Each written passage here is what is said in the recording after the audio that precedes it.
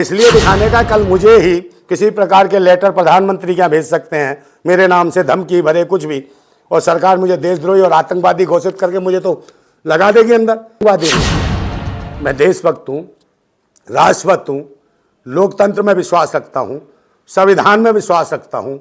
मेरी आस्था किसी पाखंड में नहीं है, धर्म में नहीं है, मजहब में नहीं है, मेरी आस्था देशवासियों में है, देश की। तो मुझे बदनाम करें जबकि मेरा इसमें कोई रोल नहीं है, और मैं हिंदू राष्ट्र का विरोधी हूँ।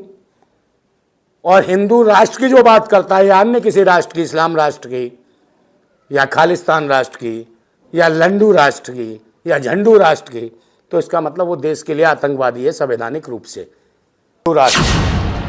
हिंदू राष्ट्र जनगणना समुदायवाद 2024, ये पूरा कागज, पूरा चिट्ठा बना के मेरे नाम से भेज रहे हैं लोगों को। समाज सेवी के नाम पे, समाज सेवा के नाम पे आज लोगों में कमीशन खोर हो गए हैं, दलाल हो गए हैं।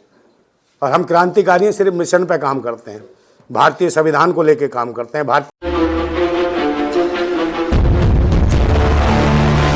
सभी पत्रकार साथियों, आप सभी को मेरी तरफ से जिंदाबाद।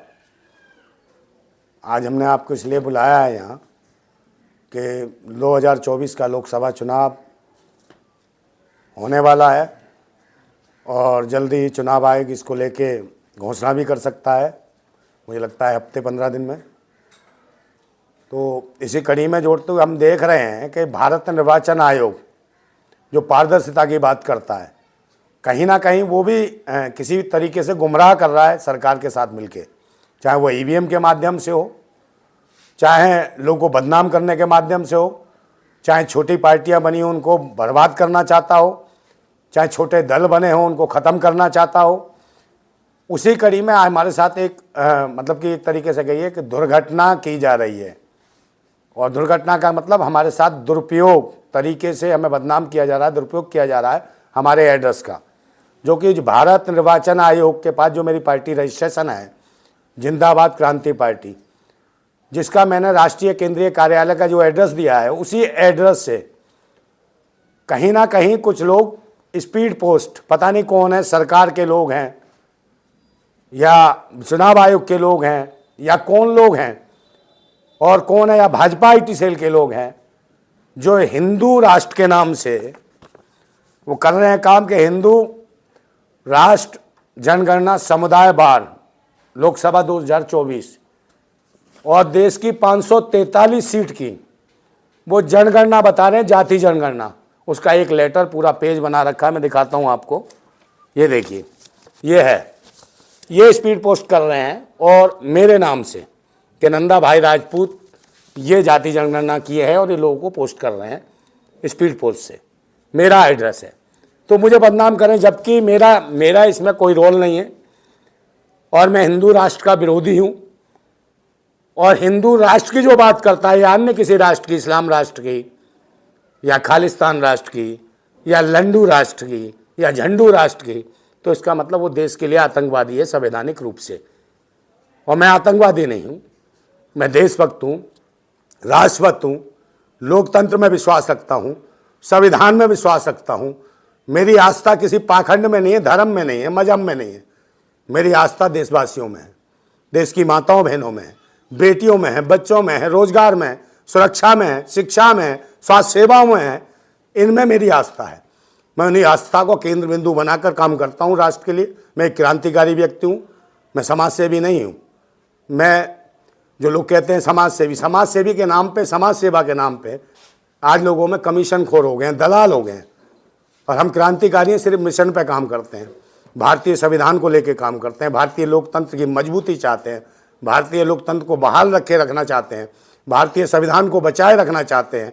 और जो चुनाव आयोग जो है, जिस तरीके से ईवीएम मशीन के माध्यम से जो घोटाला किया है, और ईवीएम मशीन को हम ख़त्म करना चाहते हैं। हम चाहते हैं बैलेट पेपर से चुनाव हो, निष्पक्ष चुनाव हो, पारदर्शी चुनाव हो, जिससे लोकतंत्र में हर आदमी को चुनाव लड़ने का अधिकार सही तरीके से हो। और जो करोड़ों रुपए जो खर्च किए जा रहे हैं चुनावों में, उसके खिलाफ कौन बिगल बजाएगा। अगर करोड़ों रुपए में जो भारतीय जनता पार्टी का प्रत्याशी लड़ सकता है, अन्य किसी बड़ी पार्टी का लड़ सकता है, मगर गरीब आदमी जो नागरिक है, जो फ्लाईओवर के नीचे रहता है, जो झुग्गी झोंपड़ी में रहता है, जो सब्जी का ठेला लगाता है, जो पकौड़ा बेचता है, जो चाय बेचता है, जो गरीब है बिल्कुल, वो चुनाव कैसे लड़ेगा? लोकसभा चुनाव 25,000 की जमानत राशि है, कहाँ से लाएगा 25,000? क्या भारत निर्वाचन आयोग जिसके पास 25,000 रुपये नहीं है, जो गरीब है, क्या उसको 25,000 रुपये देगा जमानत राशि भरने के लिए? क्या उसको चुनाव लड़ने के लिए पैसा मुहैया कराएगा? क्योंकि वो ये कहता है कि लोकसभा चुनाव में भाई इतने करोड़ रुपए से ज़्यादा आप खर्च नहीं करोगे या इतने लाख रुपए से खर्च नहीं करोगे, और जिसके पास है ही नहीं तो वो कैसे लड़ेगा? क्या भारत निर्वाचन आयोग उसको चुनाव लड़ने लायक पैसा देगा? उसको लोगों को बीच में जाने के लिए, जितने पैसे वाले हैं, करोड़पति अरबपति जो चुनाव लड़ रहे हैं, जो लुटेरे लड़ रहे हैं बड़ी विभिन्न पार्टियों के, क्या उनसे मुकाबला कर पाएगा गरीब प्रत्याशी?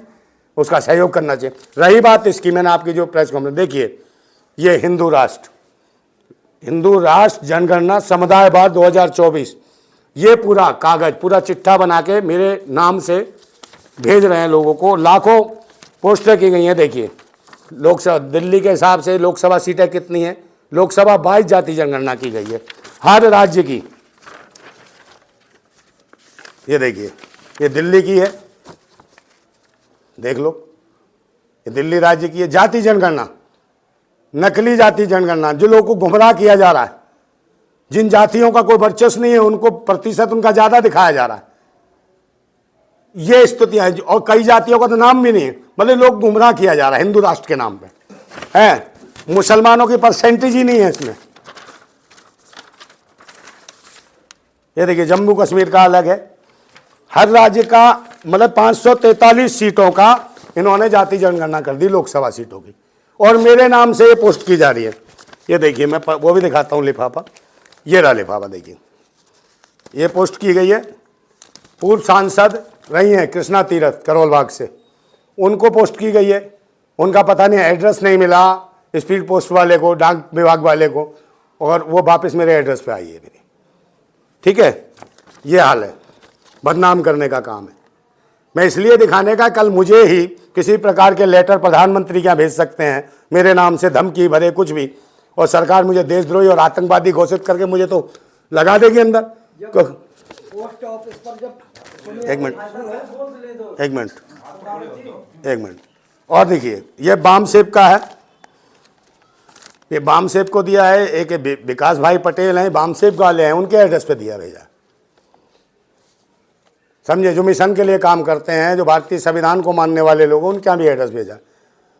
और जबकि मैं खुद भारतीय संविधान के हिसाब से, भारतीय संविधान को मानने वाले व्यक्ति, मैं भी मिशन पर काम करता हूँ, मैं भी लोकतंत्र के लिए काम करता हूँ, मैं भी भगत सिंह को मानता हूँ, मैं भी राजगुरु सुखदेव, नेताजी सुभाष चंद्र बोस, बाबा भीमराव अम्बेडकर, बहुत सारे क्रांतिकारी देश के लिए जिन्होंने अपनी शहादत दी, या इस देश को कुछ महापुरुषों ने दिया, हम लोग उनकी विचारधारा पर चलने वाले लोग हैं। मगर ये क्या दिया, देखिए, ये बाम सेब वालों को भेजा, इनका भी लेटर वापस आ गया क्योंकि एड्रेस नहीं मिला होगा। तो ऐसे लाखों एड्रेस है। और ये कोई पत्रकार बंधु है, जर्नलिस्ट, उनको भी भेजा है, उनका भी एड्रेस नहीं मिला। तो ये 3 लेटर मेरे पास वापसी में आए हैं। और ये जो एड्रेस है, ये सिर्फ भारत निर्वाचन आयोग के पास मेरा एड्रेस है, मेरे पार्टी के कार्यालय का। तो ये लीक कहाँ से हुआ? इसका मतलब भारत निर्वाचन आयोग की बहुत बड़ी साजिश है, जो हमें बर्बाद और बदनाम करना चाहते हैं। कहीं ना कहीं आरएसएस के लोग, चड्डीधारी लोग भारत निर्वाचन आयोग में बैठ गए हैं, और ये देश के लिए ठीक नहीं है। और इन्हें बताने की जरूरत है। क्या मैं खुद कह रहा हूं, प्रधानमंत्री महोदय से आपके माध्यम से, चैनलों के माध्यम से आग्रह करना चाहता हूं, क्या ईडी, सीबीआई, जांच एजेंसियां क्या मेरे लिए काम करेंगी? क्या ये बताएंगी लेटर कौन भेज रहा है? बता सकती है ईडी, सीबीआई, जांच एजेंसियां बता सकती है। प्रधानमंत्री जवाब दें, गृह मंत्री जवाब दें, या मुझे ही फंसाने का प्रयास किया जाएगा, मैं आतंकवादी हूं, देशद्रोही हूं, या एक मेरे ऊपर ही सर्वेक्षण किया जा रहा है कि लेटर भेजने के बाद हम किस प्रकार से किसी को फंसा सकते हैं, पूरा षड्यंत्र कैसे कर सकते हैं। फिर तो किसी के नाम से भी, किसी के एड्रेस से लेटर भेज देंगे, इसको फंसाना होगा, प्रधानमंत्री को धमकी दे देगा वो, और उसे देशद्रोह का मुकदमा लगा के अंदर। तो राष्ट्र हित में कोई आवाज़ नहीं उठा सकता, सबसे बड़ी बात यह है। और मेरा मानना है कि भाई आप सभी पत्रकार बंधुओं से मैंने अपील कर रहा हूँ, प्रार्थना भी कर रहा हूँ, निवेदन भी है मेरा, कि आप ज़्यादा से ज़्यादा लोगों तक इस खबर को पहुँचाएं, ताकि ये जो हरकतें जो कर रहे हैं, लाखों की तरह, कहाँ से पैसा आ रहा भाई? 30 रुपये लगते हैं एक स्पीड पोस्ट होने में, लाखों स्पीड पोस्ट हुई हैं, करोड़ों भी हो सकती है। कौन कर रहा है स्पीड पोस्ट? आप ये देखिए। तो मेरे पास तो पैसा है नहीं। मैं खुद सोच रहा हूं कि मैं 2 लोकसभा चुनाव भी लड़वाऊंगा तो कैसे लड़वाऊंगा? मेरे पास स्थिति नहीं है, क्योंकि देश हित में मैंने काम किया पिछले 35 सालों से। कभी अपने परिवार घर के लिए 1 रुपया नहीं जमा किया, समझे नहीं। मैं कभी देश के प्रति कोई इतना सा भी गुनहगार नहीं हूं। देश के हित में, राष्ट्र हित में, लोकतंत्र मजबूत करने के, लोगों के जनहित में, समझे, मूलभूत जन सुविधाओं के लिए मैंने आंदोलन किया, जेल गया। और आज मैं पूरे देश में गारंटी से कहता हूं, भारत के तिरंगे को साक्षी मान के कहता हूं कि हमने आज तक राष्ट्र हित में काम किया है, मगर अपने परिवार हित में कभी काम नहीं किया। मैं राष्ट्र हित के लिए एकदम सर्वोपरि राष्ट्रभक्त हूं। मैं देखा जाए, अगर आज मैं गुनहगार हूं तो अपने परिवार के लिए हूं, अपने बच्चों के लिए हूं, जिनके लिए मैंने कुछ नहीं किया।